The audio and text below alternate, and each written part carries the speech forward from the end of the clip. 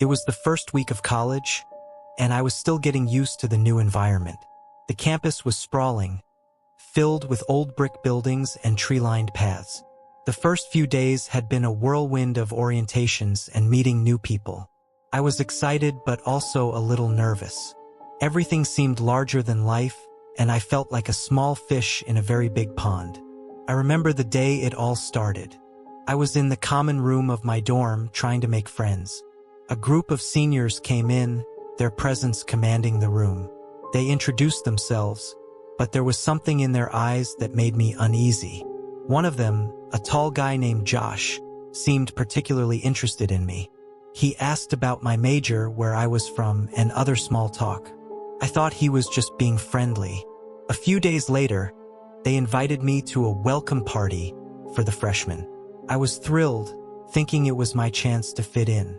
When I got to the party, it was wild. Loud music, drinks, and people everywhere. Josh and his friends were there, and they called me over. "Hey, newbie," Josh said, handing me a beer. "You having fun?" "Yeah, it's great," I replied, though I felt out of place. As the night went on, the seniors started getting more aggressive. They began making fun of the freshmen, laughing at our expense. Then Josh turned to me with a sinister grin. "Hey, we've got a tradition for newbies," he said. "You up for a little challenge?" I hesitated but didn't want to seem like a coward. "Sure, what is it?" He led me to the old part of the campus, where the buildings were dark and abandoned. We stopped in front of a decrepit building, its windows boarded up and the entrance covered in graffiti. "This is Hamilton Hall," Josh said. "It's been closed for years. Rumor has it, it's haunted." The other seniors snickered, and my heart started to race. I had heard whispers about Hamilton Hall, but I thought they were just stories. "We dare you to spend the night in room 213, Josh continued. "No one's been in there for years. If you can do it, you're one of us. If not, well, you'll see." I wanted to back out, but their mocking laughter and the fear of being ostracized pushed me forward. They handed me a flashlight and a sleeping bag and watched as I walked into the dark building. The air inside was cold and damp. My footsteps echoed in the empty hallways. I found the stairs and made my way to the second floor. Room 213 was at the end of the hall, the door slightly ajar. I pushed it open and shone the flashlight inside. The room was empty, except for an old wooden desk and a chair. The windows were cracked, and the wallpaper was peeling. I set up my sleeping bag in the corner and sat down, trying to calm my nerves. Hours passed, and the silence was deafening. I tried to distract myself by reading on my phone, but the battery died quickly. The flashlight was my only source of light. I felt a cold breeze, but the windows were closed. Then I heard it, a faint whisper. First, I thought it was my imagination, but then it came again, louder this time. It sounded like a woman's voice, whispering my name. My heart pounded as I looked around, but there was no one there. Suddenly, the flashlight flickered and went out. I was plunged into darkness. I fumbled with it, trying to get it to work, but it was dead. The whispering grew louder, and now it was joined by soft, sinister laughter. I backed into the corner, my eyes straining to see in the dark. The room felt colder, and I could see my breath. I heard footsteps approaching, slow and deliberate. I tried to scream, but no sound came out. Then I saw her, a shadowy figure standing in the middle of the room, her eyes glowing with an eerie light. She was dressed in old-fashioned clothes, her face twisted in a grotesque smile. She started moving towards me, her movements jerky and unnatural. I scrambled to my feet and bolted for the door, but it slammed shut in my face. I was trapped. The figure was right behind me, her cold breath on my neck.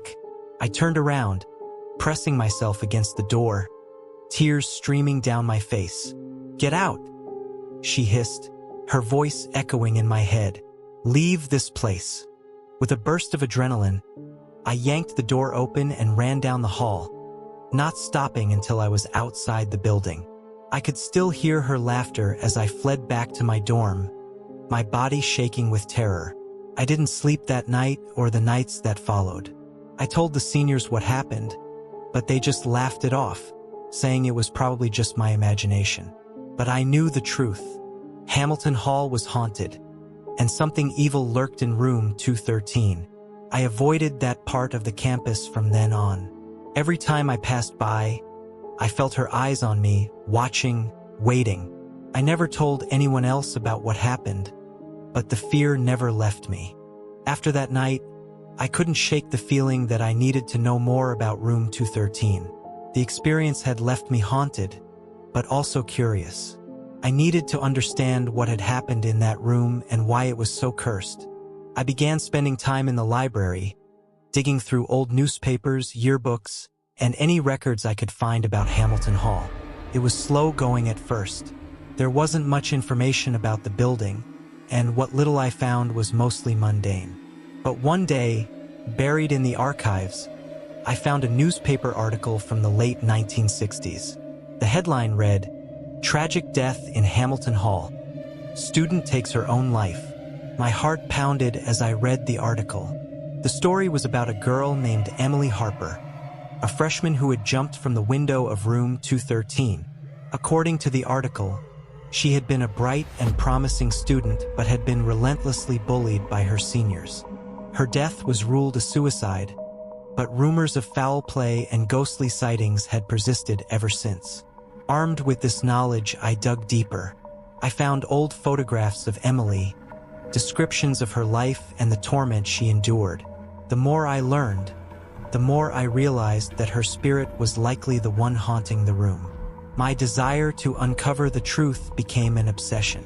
As I delved into Emily's story, strange things started happening around campus. At first, it was small things. Lights flickering, cold spots, and the feeling of being watched. But then it escalated. One night, I was in the library late, sifting through microfilm archives. The room suddenly went cold, and the lights dimmed. I heard whispers again, just like in room 213. Books flew off the shelves, and I felt a cold hand brush against my neck. I ran out, leaving my research behind. The next day, I heard similar stories from other students. People were experiencing odd phenomena. Objects moving on their own, mysterious shadows, and disturbing dreams. The campus was gripped by a growing sense of unease. One evening, I was approached by Sarah, a senior who had been at the welcome party the night I was dared to stay in room 213. She looked terrified and confessed that she had seen Emily's ghost in her dorm room. "She's trying to tell us something," Sarah said, her voice trembling. "We need to figure out what it is." Together, we decided to return to Hamilton Hall. We needed to confront Emily's spirit and understand her message. We armed ourselves with flashlights, recording devices, and a sense of dread. As we entered room 213, the air grew cold and thick with tension. We set up the recording devices and began speaking, hoping to communicate with Emily. "Emily, we know what happened to you," I said softly. "We want to help. Please, tell us what you need." The room grew colder, and our breath came out in frosty puffs. The flashlight flickered, and then we heard it. A soft sobbing. It grew louder, and then a figure appeared in front of us. The same shadowy form I had seen before. Through tears, she whispered, "They tormented me. They pushed me to this." We listened in horror as Emily recounted her torment. The bullying had been relentless, and her pleas for help had gone unanswered. The seniors had isolated her, driven her to despair.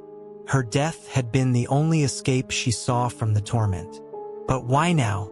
Why are you here?" Sarah asked, her voice shaking. "I want justice," Emily's ghost replied. "I want them to know the pain they caused." Armed with Emily's story, we went to the college administration. At first, they were skeptical, but when we played the recordings of Emily's voice, they couldn't ignore the evidence. An investigation was launched, and it was revealed that there had been numerous complaints of bullying in the past, all swept under the rug. The story spread, and the college was forced to take action. Policies were changed, and support systems were put in place to protect students from bullying. Hamilton Hall was renovated and turned into a memorial for Emily Harper, a reminder of the consequences of cruelty. The paranormal activities gradually ceased, and the campus returned to a semblance of normalcy. But I would never forget the terror of Room 213 or the sorrow of Emily Harper. Her story was a stark reminder of the impact of our actions on others. Every time I passed by Hamilton Hall, I felt a chill, but also a sense of peace. Emily's spirit had found justice, and hopefully, some semblance of rest. Gable Hall was one of the oldest buildings on the campus of Westfield University. Built in the late 1800s, it had been used for various purposes over the decades. A dormitory, a library, and even a temporary hospital during the influenza pandemic of 1918. By the time Lydia, a sophomore majoring in English, moved in, it had been converted back into a dormitory, albeit one with a dark history. Lydia was thrilled to have a room in Gable Hall. It had high ceilings, large windows, and a historic charm that was hard to resist. But from the first night, something felt off. As she lay in bed, she heard faint whispers coming from the walls. She dismissed it as her imagination or the old pipes creaking. But the whispers continued every night, growing louder and more distinct. One evening, as she was studying, Lydia heard a voice clearly say her name. She froze, staring at the walls, but there was no one there. She tried to laugh it off, but the unease lingered. She mentioned it to her roommate, Claire, but Claire just shrugged it off, saying, "It's just an old building. They all make weird noises." A few weeks into the semester, Lydia began to notice a shadowy figure in the courtyard, always standing under the same tree, always looking up at her window. She could never make out his face, but his presence made her skin crawl. When she asked her neighbors if they'd seen him, they all said no. One night, curiosity got the better of her, and she went down to the courtyard. The man was gone, but she felt an icy chill and the overwhelming sensation of being watched. She ran back to her room, heart pounding, only to find the whispers were louder than ever. She could hear fragments of sentences, pleading, crying, and something that sounded like chanting. Desperate for answers, Lydia started researching the history of Gable Hall. She visited the university archives and found an old journal from a student who had lived there in the early 1900s.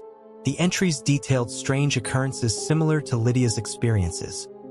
Whispers, shadowy figures, and an oppressive feeling of being watched. One entry stood out.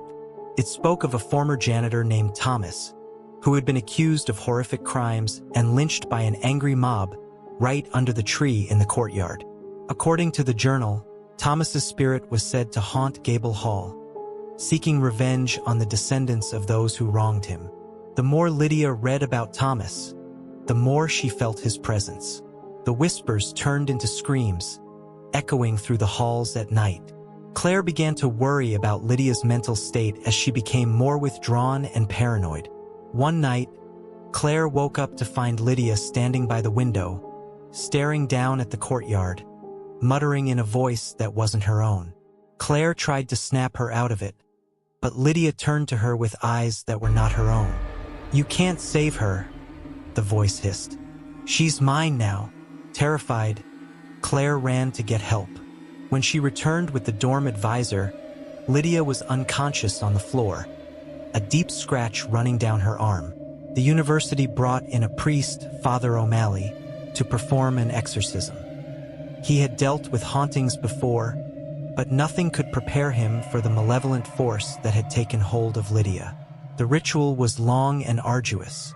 As Father O'Malley recited the prayers, Lydia thrashed and screamed, her voice shifting between her own and that of a guttural, angry man. Objects flew off the shelves, and the room grew unbearably cold.